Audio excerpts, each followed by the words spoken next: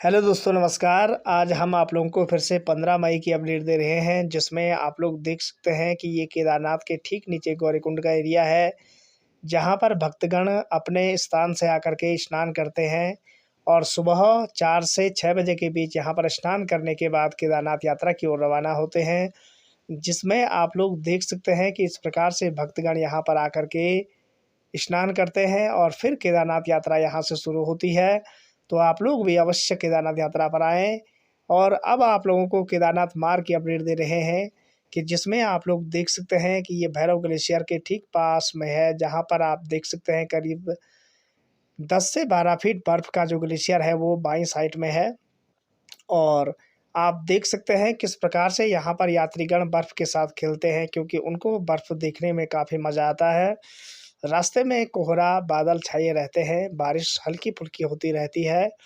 और अब आप लोग देख सकते हैं कि यहाँ पर ये हेलीपैड है छोटा-सा, गौरीकुंड के ठीक 1.5 किलोमीटर आगे पर, जहाँ पर आपको खाने-पीने की सुविधाएँ मिलेंगी, जहाँ पर आपको नींबू पानी से लेकर के खीरा, तरबूज ये सामग्रियाँ खाने-पीने को मिलेंगी। आप देख सकते हैं कि ब हल्के-हल्के बादल हैं वो छाए हुए हैं, क्योंकि आज दोपहर 2 बजे के बाद फिर से बारिश शुरू हो गई थी, जिससे कि इस प्रकार से जो बादल हैं वो छाए हुए हैं और ठंड जो है फिर बढ़ने शुरू हो गई है। रास्ते में आप देख सकते हैं छोटे-छोटे झरने हैं, जहाँ से यात्रियों को पानी पीने में काफ़ी सुविधाएँ मिलती हैं। और यहाँ पर आप लोगों को धूप में नहाने की सुविधाएँ भी उपलब्ध हैं। और ये जो एरिया है ये रामबाड़ा के छोटी लिंचोली का एरिया है, जहाँ से आप रामबाड़ा का पूरा नज़ारा देख रहे हैं। आप देख सकते हैं किस प्रकार से रास्ते में यात्रियों की जो संख्या है वो बढ़ती जा रही है। घोड़ा गाड़ी से केदारनाथ यात्रा की ओर रवाना होते हैं। यहाँ आप देख सकते हैं अनेक रास्ते पर अनेक प्रकार की दुकानें हैं, जहाँ पर रहने खाने की सुविधाएँ उपलब्ध हैं। घोड़ा गाड़ी डंडी कंडी सारी सुविधाएँ केदारनाथ धाम की ओर रवाना होती रहती हैं।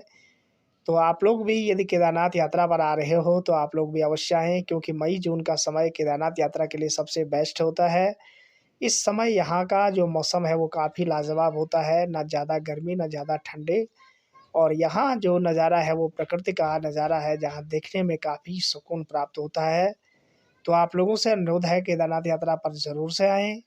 आप देख सकते हैं रास्ते में आपको अनेक प्रकार की सुख सुविधाएँ मिलेंगी, जहाँ पर आप देख सकते हैं कि जो बर्फ़ के ग्लेशियर हैं वहाँ से आपको पार होने में काफ़ी अच्छा लगेगा।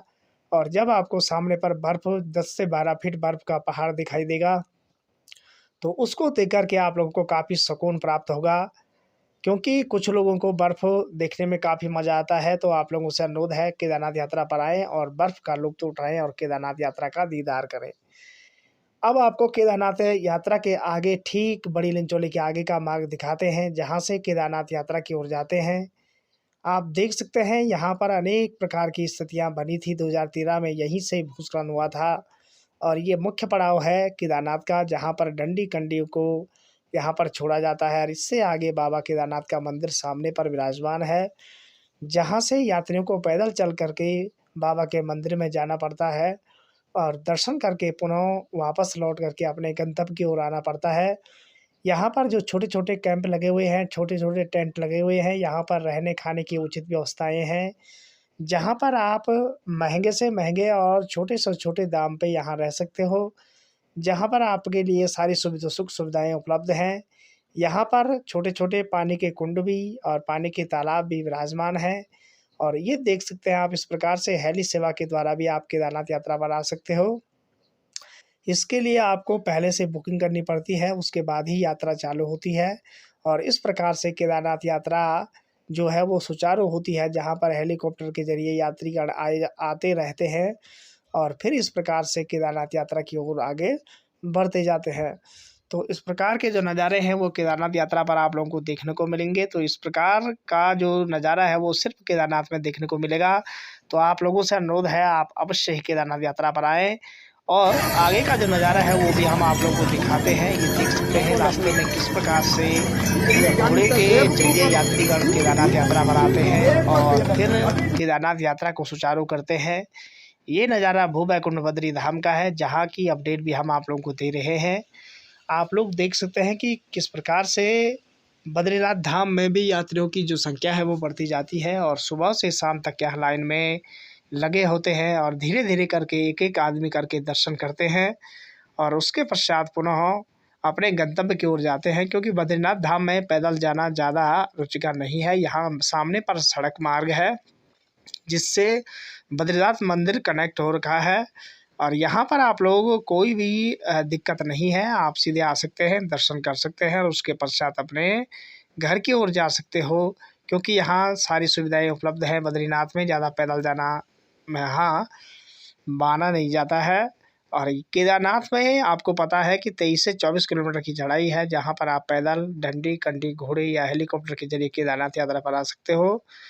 तो इस प्रकार का नज़ारा आप देख सकते हैं। और ये जो नज़ारा है ये शाम का नज़ारा है, जहाँ पर आप देख सकते हैं कि सुबह 3 साढ़े 3 बजे के बाद और 7 बजे तक आरती का जो नज़ारा है वो 7 बजे सुबह में आरती होती है और शाम को भी 7 बजे आरती होती है मंदिर में। तो ये शाम का 7 बजे का नज़ारा है, जहाँ पर आप देख सकते हैं। और ठीक सुबह में भी ऐसी ही आरती का जो गान है वो भी होता है, वो भी हम आप लोगों को दिखाएंगे आगे। तो आप लोग देख सकते हैं किस प्रकार से सुबह 7 बजे और शाम को 7 बजे केदारनाथ में इस प्रकार से आरती होती है, जहाँ पर हजारों भक्तगण इकट्ठा होते हैं और फिर केदारनाथ यात्रा की जो अंतिम पदवी होती है आरती में शामिल होकर के अपने आप को धन्य करते हैं। और अब आप लोगों को सुबह का नज़ारा दिखाते हैं, जहाँ ठीक 7 बजे से आरती होती है। ये देख सकते हैं आप, प्रभात की प्रभा में 5 बजे से मंदिर खुलते हैं और इस प्रकार का नज़ारा देखने को मिलता है। यहाँ पर सुबह 7 बजे आरती होती है। आप देख सकते हैं किस प्रकार से सारे भक्तगण आरती में शामिल होकर के भगवान केदारनाथ के जयकारे कर रहे हैं और यहाँ पर आप लोगों को शामिल होना है। उसके बाद ही आपकी जो यात्रा है वो सफल मानी जाएगी। वीडियो पसंद आए तो लाइक, सब्सक्राइब, शेयर ज़रूर करें। धन्यवाद।